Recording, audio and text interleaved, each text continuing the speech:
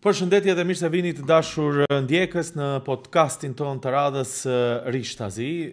Dhe sot i ftuar është Ministri i Shëndetësisë Azir Aliu. Ka shumë arsye sepse kemi ftuar ministrin. Sigurisht tema kryesore këto ditë është një ligj, është ai Safe City, po një ligj tjetër, po aq i diskutueshëm, do të jetë ai ligji që quhet për mbrojtjen nga duhani. Do ta diskutojmë këtë çështje, do të diskutojmë edhe elemente të tjera të problematikave në shëndetësi, por para se t'ja filloj t'ja bëj pyetjet me një nga temat që prek edhe në rafshin global dhe që ka të bëjë me dosjen Epstein, do t'i dëshirojmë mirëseardhje në studio ministrit. Faleminderit që je pjesë e këtij podcasti. Faleminderit shumë për kohën. Sigurisht që ne kur i bëjmë ato përgatitje, temat i caktojmë, asnjëherë pyetjet.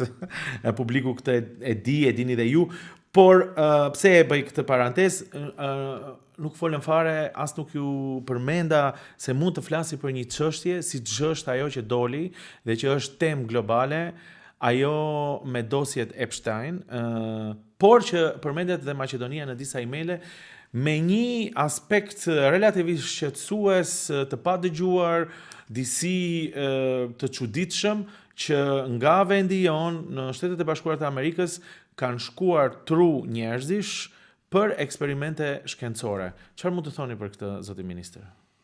Pra, gjithsesi edhe ne kemi këtë informat. Unë sot pata 1 orë gjysmë takim në ministri me sektor të ndryshëm, krijuam një grup punues i cili do të ndjekë në pjesën administrative për periudhë kohore e cila definohet atje, ka pasur ndonjë dokument apo jo në ministri apo ndonjë memorandum për kërkime shkencore apo për kërkime analiza klinike kështu me radhë. Dhe besoj që për shkurt kohë do të më informojnë nga departamentet e ndryshme, ka pasur apo jo ndonjë aktivitet i tillë. Tani është në suazat të shpekulimeve dhe të informatave që dëgjojmë gjithandej. Unë kam zbritur edhe folderin dosjen që ta analizojmë dhe besoj që për shkurt kohë do të kemi informata. Pra, e merrni me seriozitet këtë informacion dhe keni ngritur një trup punues siç thoni. Do të thënë, nuk hyn më thjesht në një sferë spekulative, por është një veprim serioz nga institucioni juaj. Dëgjoni, Ministria e Shëndetësisë dhe shëndeti në përgjithësi në gjithë botën është shumë senzitiv. Kështu që çdo informat që vjen tek neve, qoftë formale, jo formale, nëpër kanale të ndryshme të komunikimit, neve jemi të detyruar që të analizojmë, të shohim ka të vërtet apo jo aty, edhe në rastin e parë, në të dytën, edhe nëse nuk do të ketë të vërtet, për hir të transparencës dhe të besimit që duam ta kryejmë tek qytetarët, ne jemi të obliguar pastaj të informojmë qytetarët ka diçka apo jo në çdo rast. Edhe në këtë rast, unë si ministër kërkova menjëherë që të analizoj gjithë portfolja e këtyre aktiviteteve që eventualisht nëse i kemi pasur me ndonjë shtet jashtë Maqedonisë, po gjithsesi edhe në aspektin administrativ ekziston apo jo ndonjë dokument i tillë. Për mos të hyrë më në fushën e spekulimeve, megjithatë një gjë që bie në sy tek ato emaile dhe dokumente që ne i pam të përhapura, thuaj dhe flitej për 1000 tru njerëzish, pra tru të cilët janë marrë nga 1000 persona. Duket pak gati si nëpër filma kjo. Është shumë herët për të dhënë mendim, megjithatë unë menaxhoj me Ministrinë e Shëndetësisë dhe dua të jem shumë i kujdesshëm në këtë pjesë. Kështu të lejojmë që të grupi punues të analizon, të kërkon dokumenta eventualisht nëse ekzistojnë dhe gjithsesi për këtë do të kemi një press konferencë. Kur pritet kjo të ndodhë, jam e që kështu apo nuk kam ndonjë ide, për shkak se është sot sa është krijuar grupi punues, kështu që ty lejm hapësirë. Do të thënë, dakord.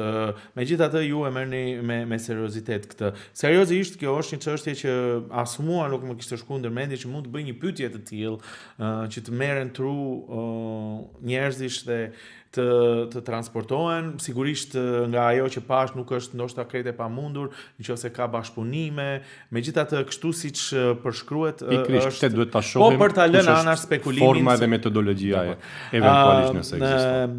Një nga arsyet pse ju ftova tani është pikërisht ligji kundër duhanit. Duket në sytë e opinionit që këto ligje disi janë jo popullore. E shikojmë dhe ju e ndiqni me siguri se çfarë reagimesh ka për Safe City-n, për mënyrën se si u soll edhe çfarë nënkupton dhe sa prek qytetarët. Nga ana tjetër, ligji përkundër duhanit do të duket se do të ketë reagime. Çfarë do të nënkuptoj ky ligj kundër duhanit, zoti ministër? Pra e dini që nga fillimi kam thënë që çdo politik që do të krijohet në ministri derisa unë menaxhoj me këtë institucion do të jetë e bazuar në të dhëna. Dhe pikërisht ligji niset nga këto të dhëna. Ju e dini që në shtet tek neve mbi 45% të qytetarëve janë duhanpirës që konsumojnë dikundi 18 deri në 24 cigare minimum në ditë. Do të hyjnë në këtë kategori. Mos flasim pastaj për kategoritë që konsumojnë më shumë se sa kaq. Nga ana tjetër, analizat e bëra në aspekt klinik rezultojnë që 23% të vdekshmërive vijnë nga kanceret e mushkrive, që direkt lidhet me duhanin dhe cigaren si etil. Plus është bërë analizë shkencore që kemi dy kategori të qytetarëve, ato që janë duhanpirës aktiv dhe ato që janë duhanpirës pasiv. Nënkupton që duhanpirës aktiv janë ato që blejnë dhe konsumojnë duhanin, ndërsa pasiv janë ato që janë në environment, në hapësirë ku konsumohet, ku pihet duhan. Pra e dini që sot sidomos në institucionet, në kafeteri, në restorane e kështu me radh, punojnë shumë të rinj. Dhe mund ta paramendoni çka ndodhen me profilin shëndetësor të tyre kur rrin 8 orë në ambient i cili pihet cigare dhe në fund të ditës pin apo nuk pin ky i punësuar atje ka probleme shëndetësore si ky që konsumon. Tani dua t'ju ndaloj të dalë deri sepse kemi mbrit deri aty. Dhe fundit është neve kemi pasur një ligj i cili në 2018 pasaj u liberalizua, në fakt nuk u liberalizua, po u hoqën elementet që ishin të definuara se ku pihet dhe ku jo cigare, dhe sot jemi të gjithë dëshmitar që pihet gjithandej. Nuk ka në vend, shumë rrallë gjeni vend që nuk pihet cigare. Dhe në fund, neve pretendojmë që të kemi vlera evropiane dhe të jemi pjesë e Bashkimit Evropian, jemi një ndër shtetet e fundit që s'kemi ligj i cili definon, kjo nuk është ligj kundër duhanpirësve, është ligj i cili definon hapësirat ku do të pihet cigare. Kaq. Tani, dua t'i marr hap pas hapi këto elemente. Pse? Për mua, unë jam personalisht jo duhanpirës dhe e mbështes këtë ligj fuqishëm.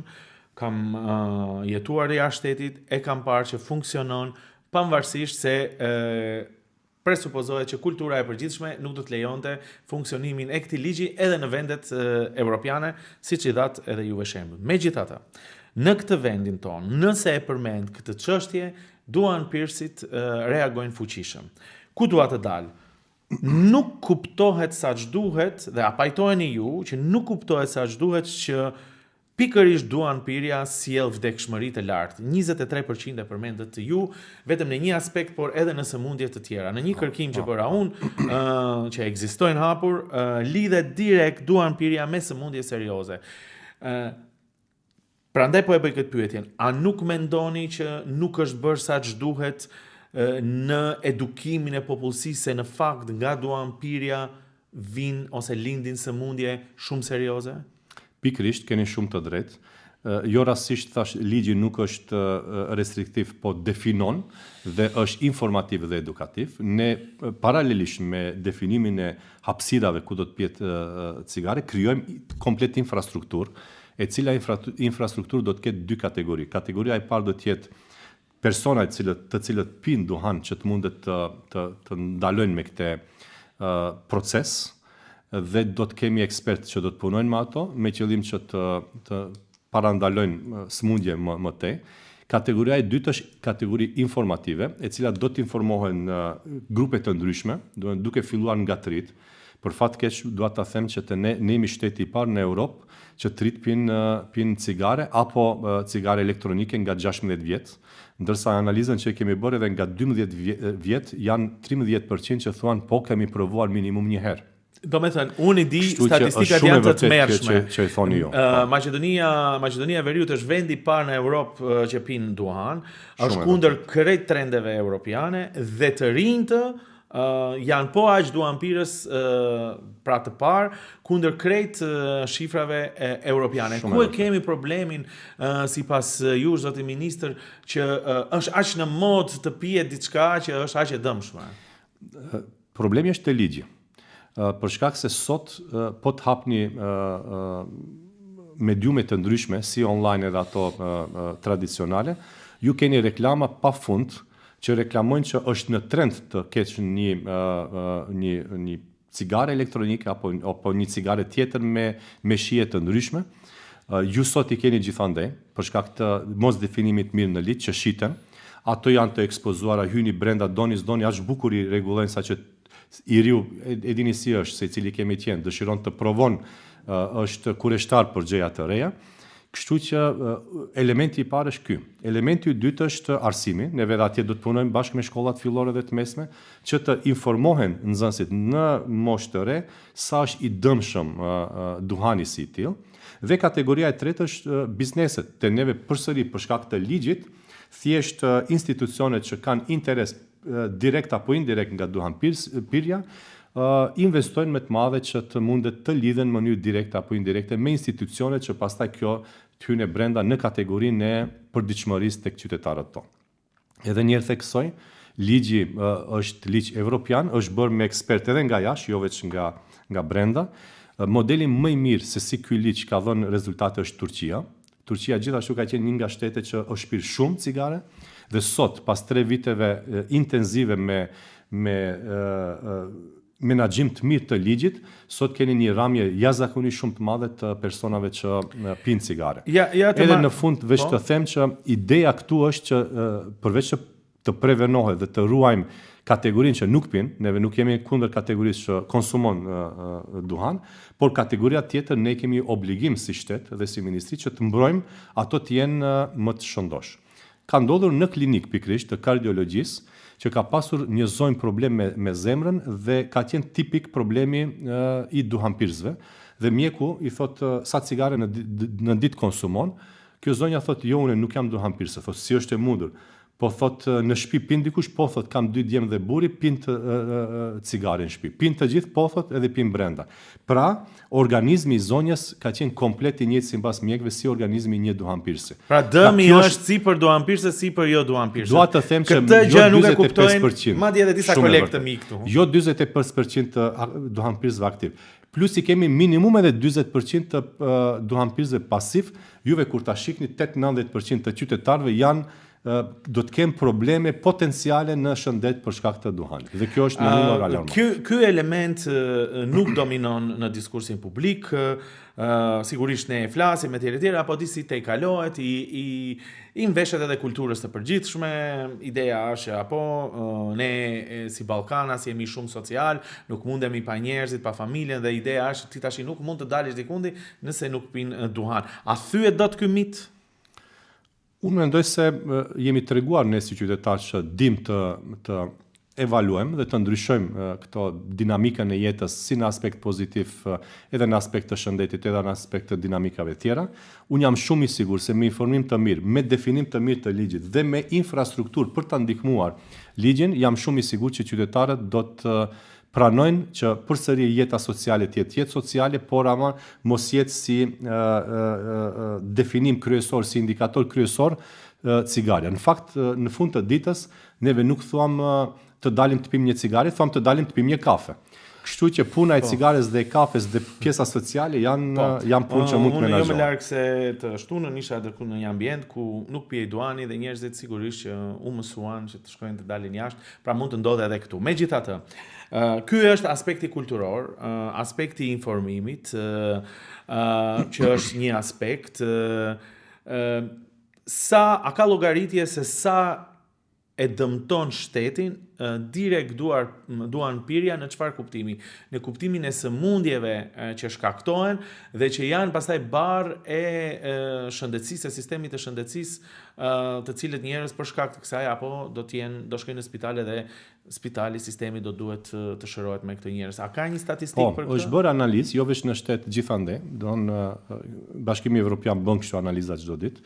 Nuk është puna vetëm e shëndetit. Pra, gjithsesi neve do të kemi një kosto shumë të madhe të shëndetit për një qytetar i cili është duhanpirës, megjithatë edhe ekonomia në mënyrë drastike do të ndryshon nëse do të kemi qytetar që nuk pinë duhan, për shkak se është vërtetuar me shkencë se këto janë më aktiv në punë, janë më aktiv në jetën sociale, janë më aktiv në sektor të tjerë që ndikojnë pozitivisht në gjithë ekosistemin e shtetit. Pra, statistika thuan se 6 herë më shumë shpenzon institucioni shëndetësor tek një qytetar i cili është duhanpirës sesa tek një qytetar i cili nuk është duhanpirës. Do të thonë 6 herë më shumë investon shteti në para, në kohë, në infrastrukturë tek një qytetar i cili është pacient, por në ndërkohë është edhe duhanpirës.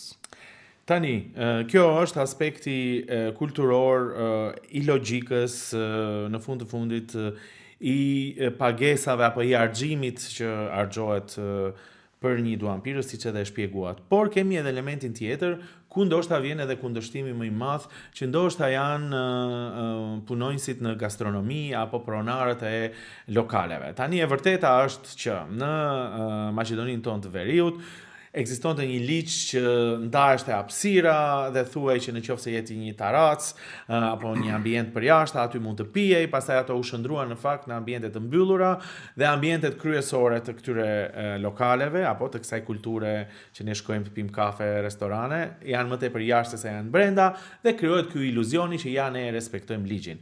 A keni pas takim me këtë sektor të ekonomisë, pra me punonjësit në gastronomi, se çfarë thon ata për këtë ligj? Po, kam pasur takim edhe me sektorin që prodhon edhe me sektorin e gastronomisë. Për fat mirë, edhe njëri edhe tjetri përkrahin komplet ligjin, kishin kërkesat e veta në aspektin e dinamikës së implementimit për shkak të adaptimit të hapësirave. Gjithsesi jemi të hapur, ende dini që ligji është në ener dhe është i hapur, është draft tekst i cili mund të adaptohet dhe mund të krijohen struktura që do të jenë lehtë të implementuara. Ligji edhe njëherë potencoj nuk duhet të jetë ndëshkues, duhet të jetë të rregullon dhe të mbrojtës për qytetarët. Pra, ne shkojmë edhe një hap për te, duke pasur parasysh që ne si shtet nuk kemi infrastrukturë të bollshme për qendra për personat të cilët janë duhanpirës e kërkojnë që trajtim dhe ndihmë nga shteti për të mos pirë ma duhan. Pra bashk me këto institucione që përmendëm, edhe me institucione që prodhojnë, edhe me gastronomin, do të bëjnë një infrastrukturë e cila do të jetë një infrastrukturë minimale, me pajisje minimale që të mund t'ju jep këtë shërbim qytetarëve.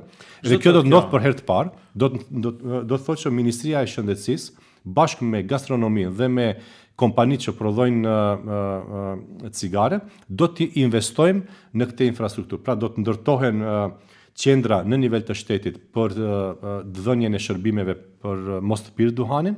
Nga ana tjetër do të bëjmë kampanje së bashku, do të bëjmë kampanje kundër duhanit ose sa është i dëmshëm dhe sa ndikon negativisht jo vetëm në aspekt shëndetësor, edhe në aspekte tjera që janë shumë të rëndësishme për neve, siç i përmenda, sa ne jemi aktiv në punë, sa jemi aktiv në jetën sociale dhe kështu me radhë. Po ja, pyetja më direkte, ku do ndalohet të pije duhane? Pra, pija e duhanit është rreptësisht e ndaluar sipas ligjit në çdo ambient i mbyllur. Do të lejohet vetëm në terasat që janë pjesë e ndonjë lokali, po terasat që janë të hapura dhe këtu mirë do të definohet.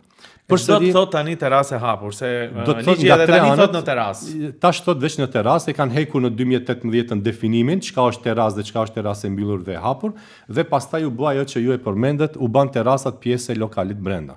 Pra, tash ky ligj definon detaje çka është terasë e mbyllur dhe çka është e hapur, që mos kemi keq interpretim pastaj nesër ose nga ana e inspektoratit ose nga ana e biznesit që thuan kjo është apo nuk është terasë.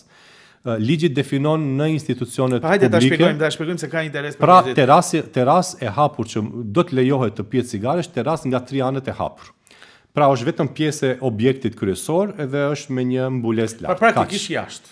Praktikisht del pjesë e... Dhe mund të ketë një stre që mos të zëshiu ose bora ose në qoftë se është ftohtë, sigurisht në verë, pastaj kur do jenë ato ambientet e hapura, aty mund të përdoren. Aty mund të përdoret. Pjesa e zyrave, pjesa e... është rreptësisht e ndaluar. E objekteve të punësimit. Pra brenda në çdo institucion shtetëror, në çdo shkollë, në çdo spital, në çdo ambulant, gjithandej që kemi institucione publike, është rreptësisht ndaluar, jo vetëm brenda, edhe në hyrje jashtë. Pra do duhet të dislokoheni jashtë objektit, do të ketë hapësira të veçanta që do të pihet cigare. Pse e bëjmë këtë? Ju sot për fat keq po të shkoni në institucione shtetërore, edhe nëpër shkolla, ju e shihni që në hyrje të shkollës për fat keq ndonjëherë edhe arsimtarët pinë cigare aty. Edhe në institucionet publike që të jem më i sinqert, edhe në spitale ju do të shihni një mjek apo një motër apo ndonjë i punësuar jashtë duke konsumuar cigare, që besoj që është jashtë çdo standardi që duhet të jemi. Ne pretendojmë edhe një herë them të jemi shtet në Bashkimin Evropian dhe duhet këto standarde ngadalë të implementojmë. Për tani më duhet patjetër ta bëj këtë pyetjen, sepse në qoftë se edhe tani sipas ligjit në ambiente të mbyllura është ndaluar. Po në çdo zyrë të qeverisë ku personalisht kam shkuar, kam parë për plot njerëz që pinë duan sot e kësaj dite. Për mos të thënë, ndoshta edhe në spitale apo edhe në ambiente të tjera. Pyetja ime është si do të zbatohet ligji. Dhe këtu është po aq mosbesimi shumë i madh tek qytetarët. Pra, si do të implementohet, si do të zbatohet, në çfarë mënyre do të zbatohet ky ligj antiduan? Pra, janë duke bërë analizat e kapaciteteve njerëzore dhe institucionale. Ju keni shumë të drejtë kur thoni, edhe unë sa herë kam thënë edhe në mediume të tjera, që ligji si ligj nuk bën asgjë. Është një dokument, një tekst në një flet, dhe në fund të ditës, nëse nuk do të keni komplet infrastrukturë, institucione, kapacitete njerëzore, teknik që do ta ndjek këtë implementim, juve në fund të ditës keni veç një frustrim që her pas here ad hoc do të gjendet ndonjë institucion që nuk respekton ligjin, do të dënohet dhe në fund nuk kemi rezultate të pritshme. Për atë shkak, momentalisht jam duke bërë analiza, kam personalisht unë takime me drejtorët në inspektorate të ndryshme, që do të lidhen direkt me këtë ligj dhe bëjmë analizën sa kapacitete njerëzore ju duhen, që të jemi sinqert ju duhen, momentalisht me këto kapacitete që i kanë, ato nuk kanë kapacitet për ta implementuar ligjin, dhe kjo nënkupton që neve nesër, kur do të kemi ligjin, me këto kapacitete momentale që i kanë inspektoratet, ne nuk kemi kapacitete njerëzore, po në fakt nuk ka vetura për të shkuar dhe për të analizuar ku nuk respektohet ligji, dhe punojmë paralelisht me këtë, derisa ligji është në ener dhe derisa punojmë me adaptimin eventual të ligjit me grupet punuese, neve tani do të bëjmë edhe një analizë tjetër, që unë do të dalë në qeveri me një informat, sa kapacitete njerëzore dhe infrastrukturore në institucione na duhen, me qëllim që të implementojë ligji gjithandej në shtet, jo në një qytet të implementohet në tjetrin jo, ose në një lagje të implementohet në tjetrin jo. Pra ideja është, mos ketë mal lokal i cili nuk respektohet ligji dhe do thuhet të shkojmë tek X lokali, pasi që atje mund të pimë cigare dhe tek Y jo, por shkak se pikërisht kështu ne dëmtojmë biznesin dhe nuk jemi të drejtë me biznesin.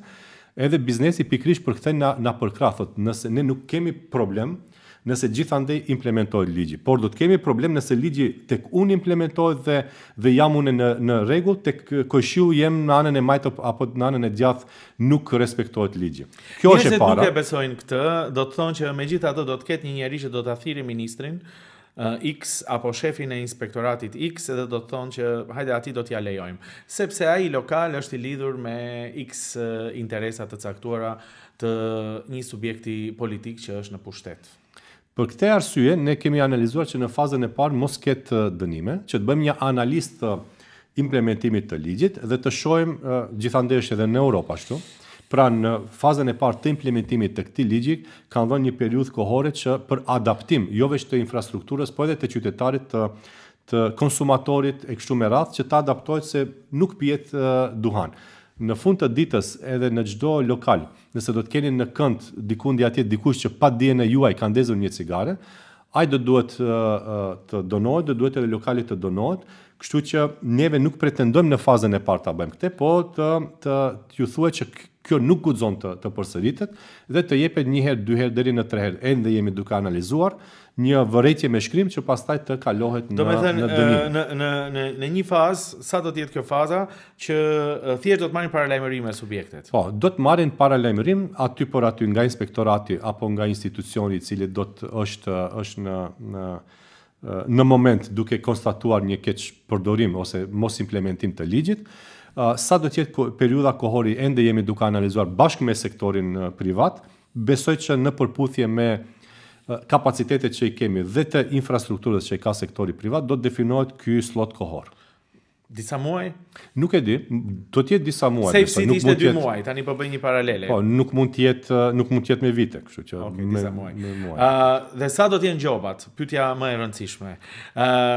Cinikët thonë, nëse janë gjobat e ulta, lokalet do t'i lejojnë të pijen duan, sepse prap do kenë më shumë llogari të pijet duan, të paguhet gjoba dhe përsëri të vazhdojë avazi vjetër ose sistemi vjetër. Të tjerë thonë duhet të jenë gjoba të tmerrshme, që siç është ajo shprehja, vreshtat i ruan frika. Pra të kenë frikë subjektet, të lejojnë pirjen e duanit, që ta zbatojnë ligjin. Ku është sipas jush mesi ose si e shihni zgjidhjen? Ende jemi duke analizuar, neve kemi dalë me një draft tekst siç e dini për gjobat si në aspekt të konsumatorit ashtu edhe në aspekt të institucionit. Tash ka këtu vetë përmendet dilemat kur flasim me bizneset, ato thuan gjobat duhet të jenë drastike për konsumatorit. Se do të vjen aty pas 2-3 gotave unë nuk mund ta kontrolloj, në moment mund të vjen një inspektor dhe unë tash kam një gjop shumë 10 fish më e madhe se sa ai që ka konsumuar dhe ka bërë dëmin në lokalin tim. Nga ana tjetër këto thuan institucionit duhet të na parandalon dhe mos na lejon brenda të konsumojmë, kështu që do të gjejmë besoj edhe këtu ndonjë zgjidhje optimale e cila do të jetë funksionale, po nga ana tjetër nuk do të jetë në dëm të njerëz apo tjetrës. Po shifra mund të jepen përafërsisht? Po është nga 200-300 euro deri në 5-6.000 euro do të jetë. Bile mendohet kjo erdhi si ide nga sektori privat, thuan pas 3 herë gjobave në të njëjtin institucion mund t'ja merrni edhe lejen për të pasur biznesin në atë biznes. Ende jemi duke analizuar, mendoj se është shumë drastike, sido që të jetë. Ka shumë ideja, disa për atyre janë edhe shumë kreative, që vlen edhe njerë të mendohet dhe të implementohen dhe të jenë pjesë e ligjit. Pra 200-300 euro për një individ që pin duan brenda edhe pse nuk duhet ta pi duanin, dhe 5.000-6.000 euro për subjektet Kjo ishte si ide paraprake, do shohim. Dakor, për ta përmbyll ligjin për duanin që të rreq vëmendje për arsye që edhe e tham, sepse gati gjysma e popullsisë është duanpirëse dhe sigurisht që i prek direkt dhe prandaj dhe janë reagimet e mëdha. Megjithatë, Ministria e Shëndetësisë ishte në fokus edhe për çështje të tjera dhe dua të diskutojmë edhe një pjesë prej tyre. E para që të roqi po aq vëmendje ishte fakti i informacioneve që u dhanë në opinion se janë bërë operacione të panevojshme, sidomos operacione delikate, të rëndësishme për jetën e njerëzve, siç janë ato kardiokirurgjike. Çfarë mund të thoni, zoti ministër, për këtë shqetësim të ngritur kaq lart, sepse nuk është thjesht vetëm që bëhet një keqpërdorim financiar, që detyrojnë njerëzit edhe të paguajnë më shumë ose edhe të bëjnë argjime nga institucionet e shëndetësisë, po kjo ndërhyrje, domethënë kirurgjike, është jashtëzakonisht e rrezikshme për jetën e njerëzve. Është jashtëzakonisht shumë e rrezikshme për jetën e njerëzve dhe për besimin e qytetarëve tek shëndetësia. Pra pikërisht duke u nisur nga e para dhe e dyta, me njerë pasi që doli në një emision një nga kolegët që punon në ministritë, që punon në si mjek, në klinik, neve kryuam grup punues, u takova personalisht me mjekun i cili haptazi foli për këtë temë. Me Kedevin, ta themi. Nga ana tjetër, definuam një grup punues i cili në mënyrë më duket 12 takime kishim brenda, analizuan të gjithë folderat, të gjithë elementet që lidhen me indikacione të ndryshme për qytetarët tonë. Menjëherë hapëm një mundësi që qytetarët të paraqesin kështu dyshime që i kanë për të afërmit apo për veti, dhe dikundi 25 raste u analizuan brenda nga ekspertët nga Maqedonia. Dolëm me preskonferencë ku rezultonin 10 prej tyre që janë të dyshimta, dhe faza e dytë ishte që mos kemi asnjë dyshim në aspekt njerëzor se mbulojmë apo anashkalojmë faktet klinike.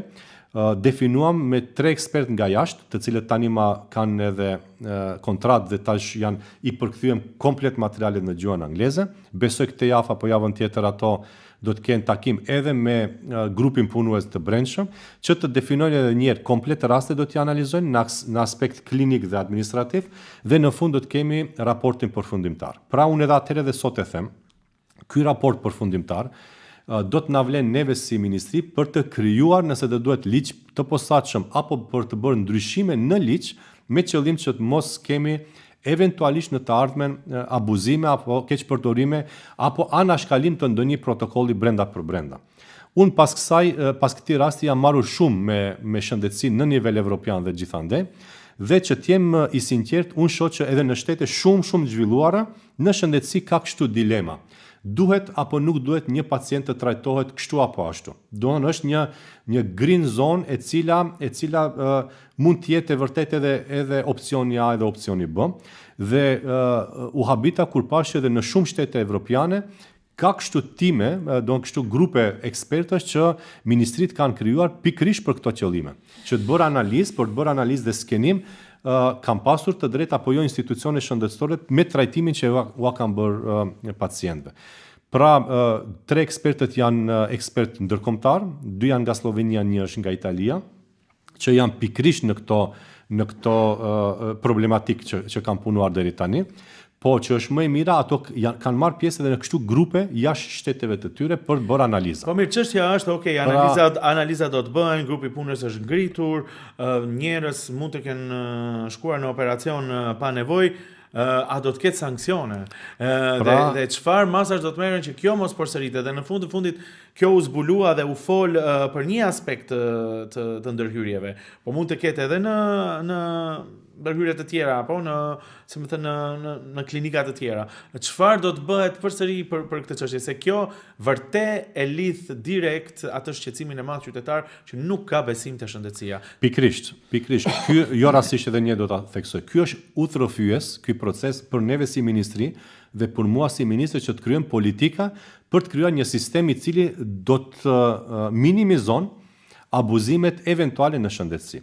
Pra, çka do të del nga kjo? Do të del një sistem më i fortë, një sistem më i definuar, nëse do duhet të ndrohen protokollet, do të ndryshohen ato që të jenë më saktë të definuara, do të krijohet një hard team i cili nuk është deri tani asnjëherë s'ka pasur shteti jon, që do të merret mendim për pacientët të cilët janë me smundje kardiovaskulare, çfarë shërbime do duhet t'ju jepet atyre dhe pastaj do t'jepet shërbimi. Pra, sanksione a do të ketë nëse zbuloj që dikush ndonjë mjek ka abuzuar me gjithë këtë sistem, a do të ketë sanksione se njerëzit edhe këtë duan ta obliguar me ligj, dëgjoni, ne jemi të obliguar me ligj, duam apo s'duam, në raportin përfundimtar, i cili do të jetë raport edhe në web faqen e ministrisë, edhe do të ketë një pres konferencë, ne jemi të obliguar të gjithë materiale, me gjithë raportet, me nënshkrimin e këtyre ekspertëve, ta deponojmë në institucione përkatëse për procesim më tej.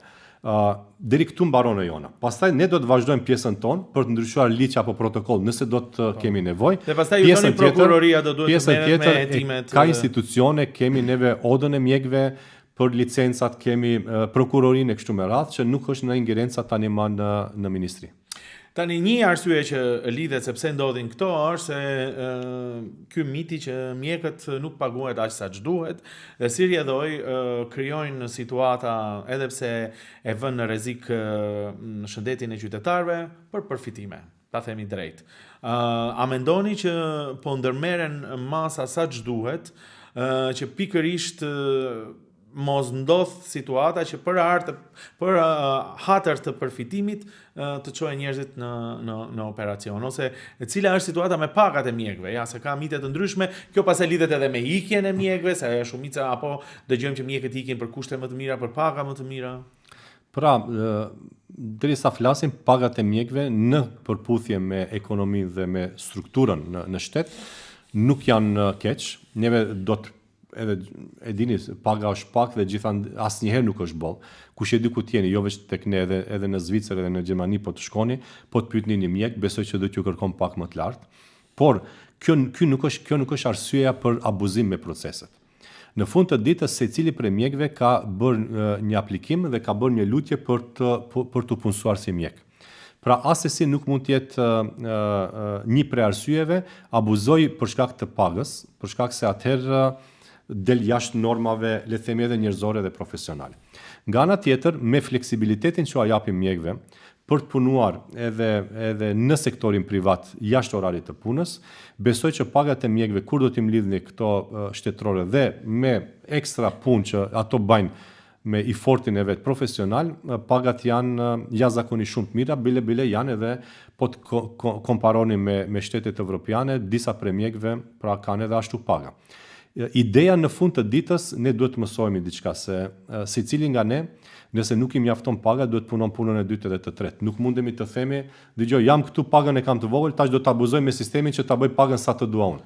Kjo asnjë logjik s'ka, as morale, as njerëzore, jo as më pak profesionale. Ne krete kuptojmë që jemi në një situatë kur flasim për mjekësinë të dyzuar, se në një anë po ndodh një abuzim që nuk duhet të ndodhte, sidomos jo nga një sektor siç është mjekësia, ku presupozohet që të jenë më human, të jenë anën e njerëzve, nga ana tjetër të dyzuar sepse një pjesë e madhe e mjekëve, siç dëgjojmë, duan të ikin, ta lënë vendin.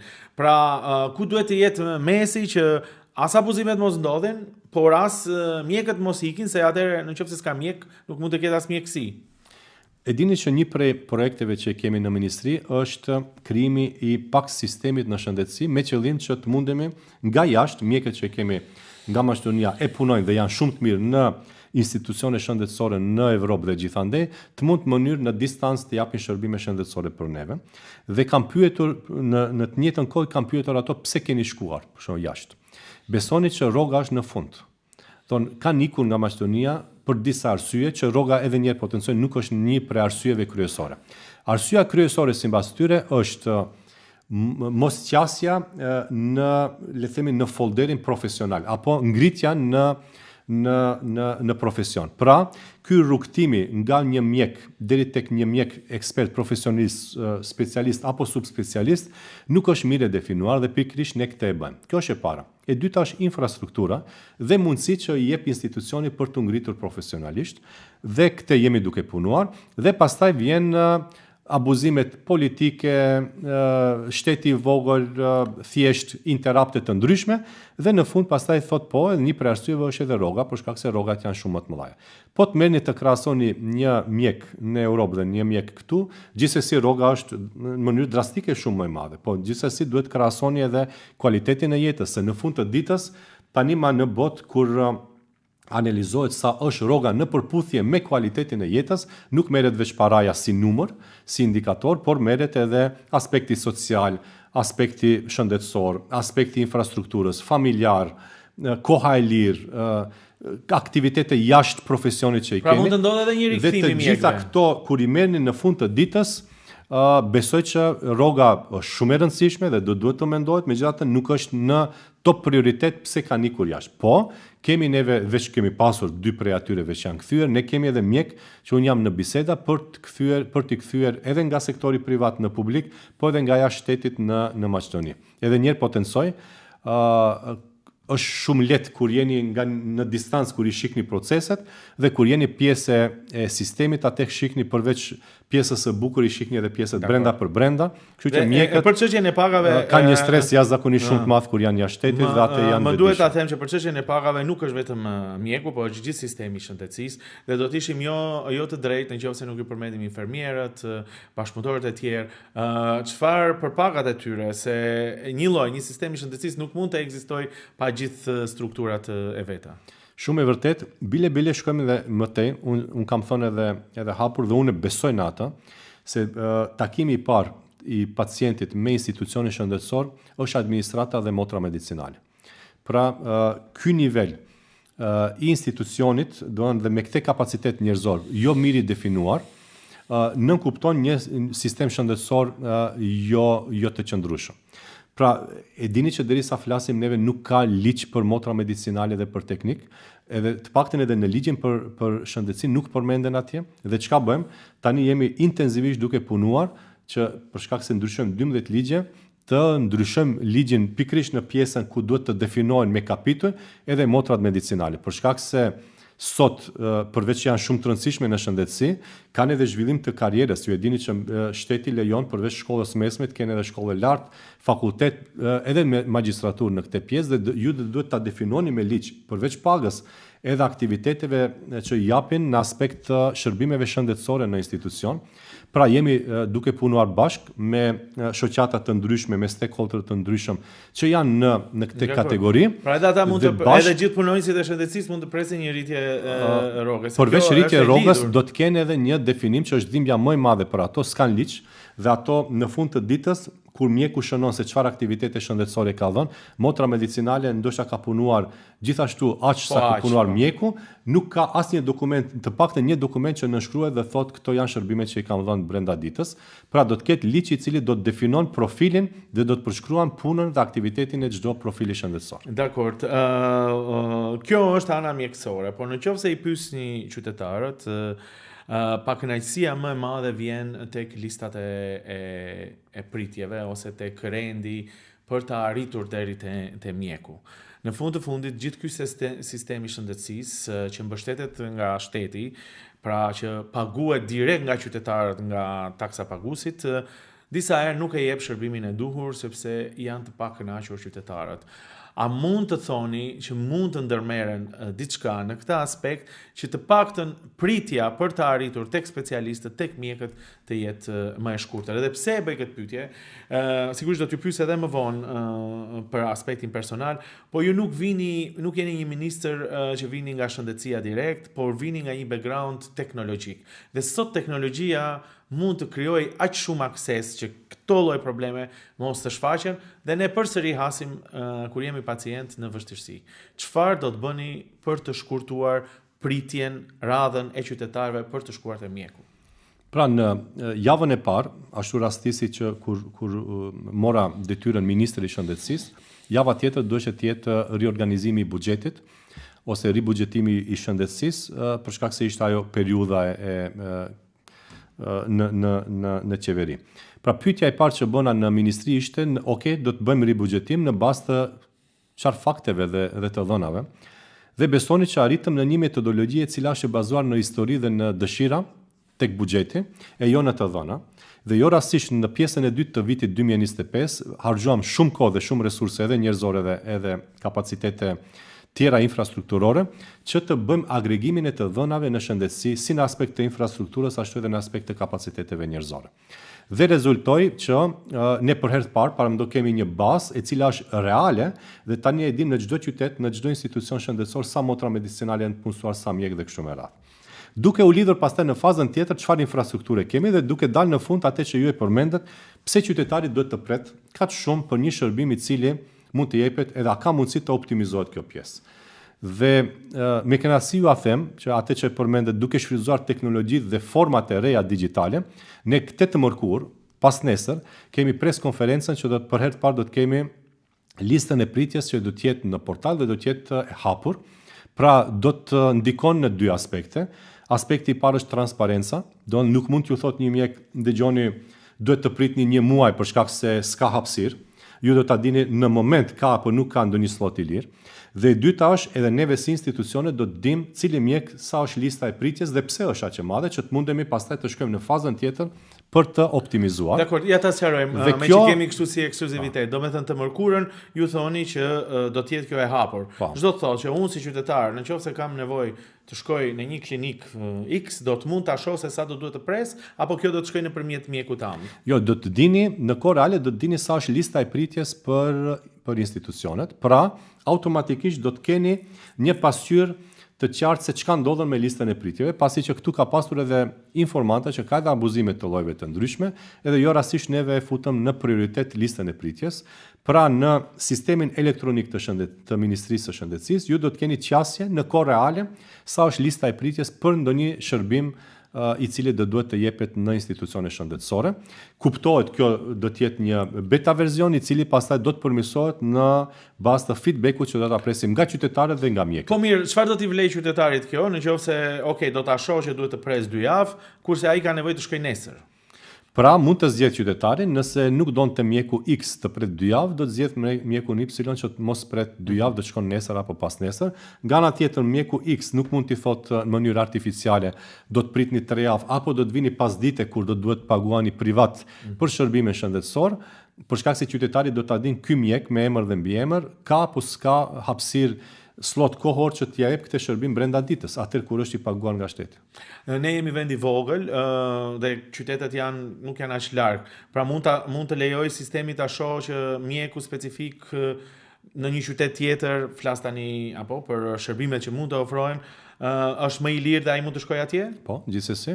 Pra, përveç që do duhet ta shpunojmë edhe një modul tjetër në përsëri përmirësimin e pjesës të e-shëndetësisë, do të kemi përveç sloteve të lira të lidhura me personin, me mjekun që jep këtë shërbim, do të lidhet me institucionet dhe do të mund të bëhet një algoritëm i cili do të jep shërbim ose do të na jep ku është sloti më i afërt i lirë për dhënien e këtij shërbimi. Ose me fjalë tjera që ta shpjegoj më mirë, si puna kur dëshironi të optimizoni diçka ose të bleni një bilet, ju shikni se ku mund ta bleni, me çfarë termini kohor ju konvenon më shumë dhe vendosni ta bëni bukatë. Pra edhe qytetari dhe mjeku do të ketë një pasqyrë reale çka ndodhen me edhe do të mund të thotë qytetarit, ok, do ta shohim nëse kjo do të funksionojë. Sigurisht që mund të flasim për mjekësinë pafund, por ajo që përsëri të bie në sy në të gjitha qytetet kudo ku je në Maqedoni është gjendja e mjerueshme e spitaleve. Çfarë do të bëhet dhe a planifikohet që të paktën investimet të jenë edhe në dukje spitale të duken me dinjitet. Gjithsesi. Unë personalisht kam qenë dëshmitar kur kam shkuar në disa spitale, them si ka mundësi që shteti gjatë gjithë këtyre viteve i ka lënë spitalet të degenerojnë në këtë gjendje. Në këtë kontekst, cili është dështimi më i madh i këtyre viteve sipas jush në sistemin e shëndetësisë? Pra unë më shumë do kisha dashur të flas kush janë aktivitetet dhe vizioni jon për shëndetësi. E pastaj qytetarët dinë të bëjnë krahasim ndërmjet si ka qenë dhe si është. Pra ideja në shëndetësi është të bëhet regionalizimi i shëndetësisë dhe këtë për hir të vërtetës e flasin disa ministra, nuk jam i pari që flas për regionalizim dhe realisht në Maqedoni duhet ketë regionalizim të shëndetësisë. Po ne shkuam një hap më te, bëm analizë të aspekteve infrastrukturore, sa kemi kapacitete, me fjalë tjera sa objekte dhe sa metër katror kemi për dhënien e shërbimeve. Dhe në bazë të kësaj, në bazë të demografisë, ju e dini që edhe shërbimet shëndetësore dhe infrastruktura shëndetësore nuk është diçka që bëhet një herë dhe duhet është statike, është dinamike. Për shkak se demografia kërkon dhe shërbime ekstra për shkak të qytetarëve që kemi tashmë, e dini qytetarët më të moshuar me sëmundje më ndryshe dhe dinamika e jetës e bën që të kemi edhe sëmundje që kërkojnë shërbime të ndryshme. Dhe në bazë të kësaj analize që është bërë, ne tani më e dini që unë disa herë kam përmendur që 205 milion euro do të investohet në Shqip, në Tetov dhe në Korçov. Jemi në fazën e fundit administrative, por fat mirë na shkon jashtëzakonisht shumë mirë puna e komunikimit me bankat për të marrur linjën buxhetore më optimale dhe më të ishte edhe një kredi britanike që fliteshte pikërisht për këtë flasim. Kjo është ajo G2G komunikimi që bëjmë me britanikët dhe për shumë shpejt kohë ne do të dalim me fazën e parë. Faza e parë është buxhetimi i këtyre 205 milion eurove. Jashtëzakonisht edhe një herë theksoj, shumë shpejt na ka kaluar dhe shumë në rrugë të drejtë jemi në këtë pjesë. Do të kemi 2 qendra klinike në Shqip dhe në Tetov, të cilat do të kenë një infrastrukturë dinjitoze dhe do të kemi një spital në Korçov i cili do të ndërtohet nga e para. Spitali momental që është atje. Që të ndërpres zoti ministër Azir Aliu, po qytetarët vazhdimisht kanë dëgjuar për investime, miliona euro, klinika. Pyetja është shumë e thjeshtë që ata e bëjnë kur do t'i shohin. Pra, përveç se kjo që thoni ju vërtet i ngëllon mirë, shpesh i ngëllon mirë në letër, po kur do fillojnë ta shohin ndërtimin e atyre spitaleve, atyre klinikave që kjo që thoni ju të përpuset me realitetin. Pra, unë jam vetëm 6 muaj e gjys ministër, pra maksimum që mund të bëhet edhe të flas sot përpara juve, a flas me fakte dhe me procese që i kemi ma për t'i thënë hapur, pasi që nesër unë përsëri do t'jem përballë juve dhe do të më pyetni, na thatë se i keni 205 milion euro për investim deri ku keni mrirë. Pra sot ju jap informatë që këto procese veç janë tani në rrugë të drejtë. Unë kam takuar edhe ambasadën, edhe kolegët e mi në Britani për këtë punë. Jemi takuar dhe me banka dhe tani momentalisht grupi punues është duke bërë analizën deri në 5 shkurt do të kemi këto takime dhe pastaj besoj deri në 15 shkurt do të kemi një vizion ku do të vazhdojmë më tej në aspektin financiar flasim. Dhe pas asaj me njerë do të hapet faza e dytë. Faza e dytë është analiza dhe një concept note për këto 3 spitale, këto 3 qytete. Dhe besoj për shumë shkurt kohë deri në fund të vitit ne do të kemi edhe hapat që do të duken si thatë ju për qytetarët. Ja, puna e hapjes së listave është që qytetarët do ta shohin menjëherë, pasi që flasin pas 2 ditësh nga sot do të jetë hapur. Për këtë thatë të mërkurën, për këtë tjetër thoni që do të jetë në fund të vitit. Sigurisht ne do t'i ndjekim dhe do të shohim, por ku fillon zhgënjimi për shembull? Dy çështje janë këtu. Nëse ju nuk jeni ministër, do të vazhdojnë këto projekte? Se çfarë kemi parë ne? Ne kemi parë deklarime bombastike për zgjidhjen e situatave. Jo vetëm me ju, nuk është kjo personale me ju, po flasi problem shoqëror politik që vinë ministra të caktuar, jepen prioritete dhe pastaj ato më shuhen. Një rast konkret për shembull ja që më shkon tani në mendje ishte parkingu te klinikat. Drejtje e Martë është vetëm një parking, nuk është asgjë e komplikuar. E kemi zgjidhur edhe Dhe tani qytetari thotë, po si mundet ky shtet kur një parking nuk mund të ndërtoj, do ndërtoj ka klinika. Nuk kanë të drejtë ta japin këtë vërejtje? Tani qytetarët kanë të drejtë të kritikojnë dhe të kenë pritshmëri, për shkak se puna jonë është të punojmë të krijojmë infrastrukturë dhe shëndetësi për qytetarët dhe më afër qytetarit. Përmendet parkingun, ja ju informoj që edhe parkingu u zgjidh. Në aspekt administrativ çka kishim, e dini, gjithçka lidhet edhe me lidhje dhe me protokole të ndryshme. Neve filluam me një ambicie që për 3 muaj do ta zgjidhim parkingun, se e dinim se si të zgjidhet. Në aspekt të implementimit neve nga dita e parë dinim që bashkë me institucionin publik të qytetit të Shkupit do ta bëjmë një parking i cili do të jetë dinjitos edhe i cili do të jetë smart. Ja ta tregojmë konkretisht. Tani çka ndodhi? Kur do fillojë të ndërtohet, kur do fillojë të përdoret? Ndodhi që në momentin që duhej të nënshkruhet memorandumi ndërmjet ministrisë dhe qytetit të Shkupit, rezultoi që toka aty nuk është tokë e cila është definuar në katastar. Harxuam 3 muaj kohë derisa bëm elaboratet me qindra, aty derisa çdo parcel do duhet të definohet, bëhet matja, të krijohet elaborati e kështu me radhë.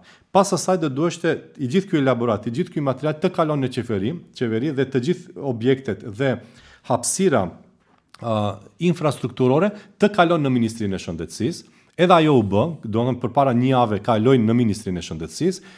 Nesër e kemi qeverinë, do të kalon do të jepet të drejtë Ministrisë së Shëndetësisë që të mund ta nënshkruan kontratën me qytetin e Shkupit dhe neve kemi dalur bashkë dhe do të kemi pres konferencë gjithashtu këtë javë bashkë me kryetarin e qytetit të Shkupit për investime në infrastrukturë për parking. Pra do të ketë në fillim do të ndërtohen 2 garazha në kate dhe vitin tjetër dhe garazha e tretë dhe komplet infrastruktura brenda horizontale do të jetë me senzor dhe do të jetë një parking smart i mençur i cili do të komunikon dhe do të lehtëson komunikimin e veturës me slotin e lirë të parkimit. Sot realisht na thatë shumë gjëra që do ndodhin shumë shkurt. E para ishte kjo aspekti që të mund të kontrollohet apo për listën e shëndetësisë. Tani thoni që jo më larg se nesër do të nënshkruhet një gjë e tillë, por kur do të fillojë ndërtimi? Pra, ndërtimi kur do të fillojë ndërtimi që qytetarët edhe këto procedura administrative edhe nuk i kuptojnë, po edhe nuk ka pse ndoshta ti dinë në detaje. Pyetja është e thjeshtë, kur do fillojë ndërtimi? Pra, edhe një potencoj, aspektin administrativ, pavarësisht që për fat keq harxuam 6 muaj, neve e kaluam gjithë.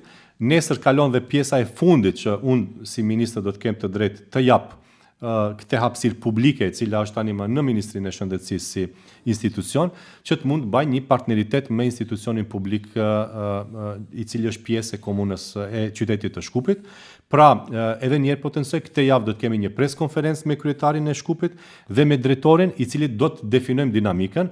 Unë ju them që 6 muajin e parë do të kemi, nëse jo të 2 garazhet, një garazh 100% e bërë dhe infrastruktura horizontale do të jetë gati.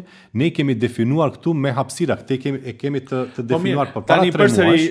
Më lind Veç më lejoni ta përfundoj si ide, qytetari këtë vit në 6 muajin e parë do të ketë një infrastrukturë për parking më dinjitoze se sa e ka sot, deri në fund të vitit do të ketë një parking i cili do të jetë i vetmi në shtet i cili do të krijon një rahati të gjendjes së parkingut, pasi që nga backgroundi që e kanë dhe me performansat e mia kam kërkuar që edhe pjesa teknologjike të jetë implementuar brenda.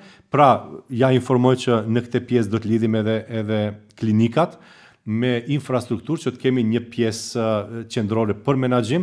Sot e dini një banale është, megjithatë harxojmë shumë para. Çdo klinik nënshkruan kontratë me operatorët për telefoni dhe internet dhe na kushton shumë më shumë se sa do të mundemi një institucion, një access point të kemi dhe pastaj të disperzohet infrastruktura e komunikimit teknologjik që të jemi edhe në kohë reale, edhe të lidhur në aspekt të sigurisë, do të dhënat të kalojnë nga një institucion në tjetrin nëpërmjet infrastrukturës lokale, nëpërmjet LAN rrjetit brenda. Pra, shfrytëzojmë rastin që përveç parkingut të zgjidhim dhe probleme që janë banale megjithatë që ekzistojnë në shëndetësi. Jo, ajo me parkingun është problem shumë shqetësues, të gjithë që kemi parë. Kemi thënë bëhet fjalë për njerëz të sëmur, kemi çuar familjarë tonë të afërt dhe ti ndeshesh me një banalitet të tillë, a ka vend, as ka vend, përveç asaj e dini rrëmujën që krijohet. Por ajo që më lindi pyetja natyrshëm është, nëse kjo procedurë nuk ka ekzistuar përpara, kishte një tenderim, kishte një situatë ku do duhet të ndërtohet parkingu. Atëherë është bërë në mënyrë të paligjshme, kishte elemente korruptive te ai parking që duhet të rrëzohej, se unë pyetjen ta bëra në kuptimin që ik një ministër, bie ideja dhe vjen një ministër, përsëri bie ideja dhe qytetarët humbin, kurse nga ajo që ju spjeguat me parcelat edhe megjithatë i bie që mund të ketë pas një procedurë problematike ligjore. Unë nuk e di si ka qenë, të jem më sinqert, nuk kam dashur për shkak se dhe s'kemi kohë, do në dinamika është aq e madhe në ministri që unë realisht besoni që s'kam kohë të merrem me historinë çka ka ndodhur dhe pse ka ndodhur, po gjithsesi e di që unë në çfarë momente dhe sa kemi harxuar energji duke pasur me qindra takime me katastarin, me drejtorinë, me qytetin e Shkupit që ta zgjidhim këtë problem. Pra, ju mund të hyni tani në e-qeveri, në portal, do të shihni se kur kanë kaluar dhe jo më shumë se sa një javë, unë si ministër kam dhënë raportin dhe aty janë të gjithë parcelet që i kam thënë që për herë të parë definohet ministria si pronar i tokës. Unë nuk e di si ka ndodhur përpara që të mund të merren ndonjë aktivitet i tillë pa pasur pronësin mbi tokën që jep me qira. Dakor, kjo tani edhe hyn pak në sferën e pyetjeve të fundit që dua t'i bëj, minutat e fundit janë, e di, në aspektin politik, por kur thoni që unë nuk e di si ka qenë përpara, a mbroni ish partiakun tuaj? Pra, edhe njerë potencoj, edhe si profil, edhe si njeri, po edhe si ministër i shëndetësisë, vërtet dua të kem rezultate. Ju e dinit paktën unë kam të drejtë të flas për rezultatet edhe në ministrinë. Nëse ka pas keq përdorime, duhet të tregoni ato keq përdorime, si për fushat e tjera. Tani këtu ne të gjitha lutojmë për zotin Taravari dhe nëse thoni që nuk e di si ka qenë, duke sigur e mbroni apo jo. Pra, edhe më herët, duke qenë si ministër në Ministrinë e Informatikës dhe Administratës, e dini që vërtet doja që 2-3 edhe atje bëm ndryshimin e ligjeve për digitalizim të proceseve në administratë, bëm akademinë për trajnime në administratë dhe doja që momente që i harxojmë atje dhe procesin që unë e kam dhe mundësim për të ndryshuar diçka, vërtet maksimum të harxoj kohë dhe energji. Të njëjtën e bëj edhe këtu, sidomos këtu në shëndetësi kur bëhet fjalë për shëndetin e qytetarit, besoni që unë s'kam pasur kohë dhe nuk e kam ndërmend deri në këtë periudhë derisa jam aty, të merrem me pjesën procedurale administrative në të kaluarën, pasi që unë besoj, jam institucionalist, besoj që ka institucione në shtet, nëse ka ndonjë dyshim të bëjnë analiza të ndryshme. Dakor, po edhe ju mund të jepni indicje. Pjesën nëse keni zbuluar diçka që nuk është në rregull, tani nuk flas vetëm për rastin e parkingut, por në përgjithësi si institucion ju patjetër duhet të ngrini alarmin. Se kjo është ideja, apo në qoftë se është bërë keq përdorim, ai duhet të tregohet. Pra, ju e dini që nga dita e parë, ne më shumë kemi qenë si zjarfikës se sa si administrator atje, se çdo ditë kemi pasur nga ndonjë proces i cili është dash në kohë reale të ngritet ndonjë procedurë apo të zgjidhet problemi. Dhe nga dita e parë kemi zgjidhur problemet, besoj, në këndvështrimin tim dhe të institucionit të suksesshëm, dhe kjo nuk na ka lënë hapësirë edhe një herë duke marrur parasysh se 12 ligje i ndryshojmë, pikërisht për këtë të bëjmë modernizimin e infrastrukturës të shëndetësisë dhe në fund të ditës secili nga neve jep raport çka ka punuar dhe çka ka bërë. Unë sot mund të them që mund të dal me secilin nga ish kolegët e mi edhe në debate publike, edhe për pjesën profesionale, si e menaxhojmë dhe si është menaxhuar shëndetësia, dhe unë pjesën që e kam punuar dhe që e punoj është shumë transparente, ja flas me data dhe me ditë të caktuara, dhe them dhe mburemi me atë që e kemi bërë për 6 muaj. Komparacionin dhe krahasimet i bën qytetarit. Dakor. E shoh që evitoni për aspektet politike dua të pyes tani, ju jeni ministër, jeni pjesë e Vlenit. Ku jeni tani nga aspekti politik, sepse ju ishit direkt i lidhur me Aleancën për Shqiptarët? Pra, Vleni funksionoi dhe funksionon në, le të themi tani, sipas rezultateve, në mënyrë jashtëzakonisht shumë të mirë dhe në kompatibilitet me edhe strukturën brenda për brenda, edhe me nevojat që qytetari ka. Momentalisht jemi duke bërë analizën si do të duket formacioni i ri në aspekt administrativ i strukturës ose i institucionit të thirrur Vlen. Pra, janë duke analizuar me qëllim të infrastrukturës. Them çdo transformim edhe brenda për brenda kërkon kohë, po kërkon edhe një metodologji e cila do të jetë kompatibile edhe me të menduarit edhe me të vepruarit të çdo institucioni. E dini që Vleni përbëhet nga 4 parti politike. Po ju ku jeni? Për fat keq, Aleanca për Shqiptarët pati një fat, një herë një ndarje, pastaj ndarja e dytë dhe kështu me radhë. Ne jemi aty ku kemi qenë më herët, pra të krijuarit dhe të bërit politik në kupton të menduarit se si zgjidh problemet dhe të menduarit se si i lexon problemet. Pra, mindseti dhe qasja që kemi neve ndaj qytetarëve dhe ndaj proceseve është aty ku ka qenë. Pra, ne jemi të gjatë që shohim çdo proces ashtu siç është, realisht, nuk bëjmë ekzibicione të ndryshme që të anashkalojmë zgjidhjen e problemeve. Për dallim nga partitë tjera politike, Vleni është institucion i cili haptazit del dhe flet për problemet që ekzistojnë në shtet dhe në institucione dhe mundohemi të zgjidhim.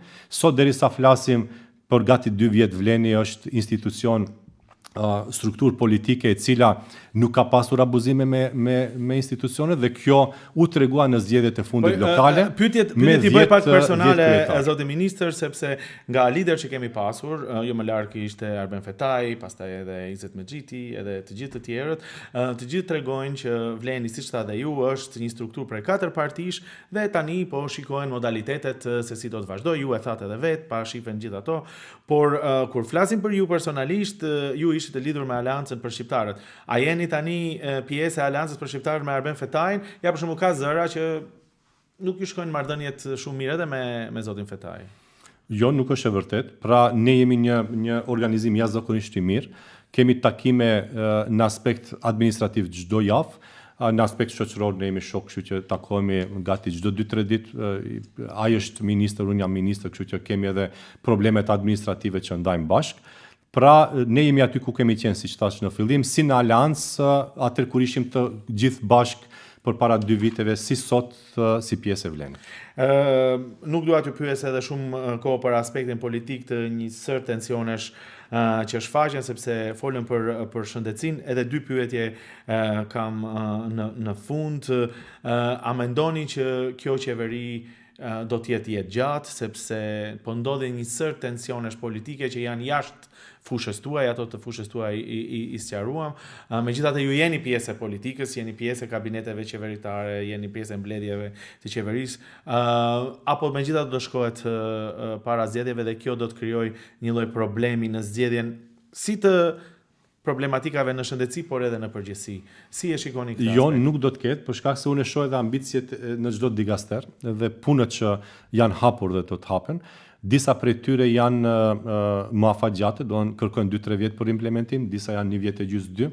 Pra nuk ka asnjë asnjë performancë për të shkuar në zgjedhje të parakohshme, për shkak se në këtë periudhë u tregua ky koalicion dhe kjo qeveri që ka përkrahjen e qytetarëve. Ju dini që zgjedhjet lokale sapo mbaruan dhe numrat tregojnë, flasin vetë se qytetarët kërkojnë kështu krijim të zgjidhjes qasje për zgjidhje të problemeve në këtë formë. Dhe ne në Ministrinë e Shëndetësisë dhe në çdo ministri tjetër bëjmë plane afatgjate, kështu që nuk ka asnjë indikator për të shkuar në zgjedhje. Dhe krejt në fund, pikërisht kur jemi tek planet, ka pas vlerësime të ndryshme nëse kreu i dikasterisë të shëndetësisë duhet të vijë nga mjekësia ose jo. Fakti që ju nuk jeni mjek ose nuk keni një preardhje mjekësore, një edukim mjekësor, është handicap apo përparësi? Pra, atë duhet ta thuan mjekët, qytetarët gjithsesi dhe politika. Po ju personalisht? Unë personalisht këto funksione i shoh si funksione menaxheriale. Pra, për të qenë një mjek, është mirë të jesh i fushës dhe të jesh ekspert për në laborator apo për dhënien e shërbimeve shëndetësore. Për të qenë një ministër duhet të kuptoni buxhetet, duhet të kuptoni aktivitetet dhe të bëni një strukturë, një program vjetor, ta ndjekni atje, të keni kapacitete njerëzore në përputhje me nevojat për çdo departament në shëndetësi. Pra personalisht mendoj se është një përparësi si inxhinier, pasi që shëndetësia gjithandej nëpër botë dhe trendet janë inteligjenca artificiale në shëndetësi, digitalizimi i proceseve në shëndetësi, dhe ky është trend dhe duke qenë jashtë strukturës së të qeniurit doktor, ti i sheh ndryshe, sidomos ne i shohim me numra dhe me statistikë, kështu që besoj në këtë këndvështrim, tani për tani, mjekët thuan që është pozitive, kështu dhe do shohim rezultate. Shpesh kam pas mjek që merren në politikë dhe ja kishte një deklaratë nga një mjek që tha nuk e di këto mjekët që futen në politikë a shërojnë dot politikën, por mund të ndodhë që një inxhinier ta shërojë mjekësinë. T'jalim kohës. Azir Aliu, Ministri i Shëndetësisë, faleminderit shumë që ishe pjesë e këtij podcasti e këtij emisioni. Faleminderit shumë për. Të dashur ndjekës, këtu do të mbyllim këtë bisedë, sigurisht Rishtazi do të vijë sërish me ju në podcastin e radhës. Deri atëherë, mirupafshim.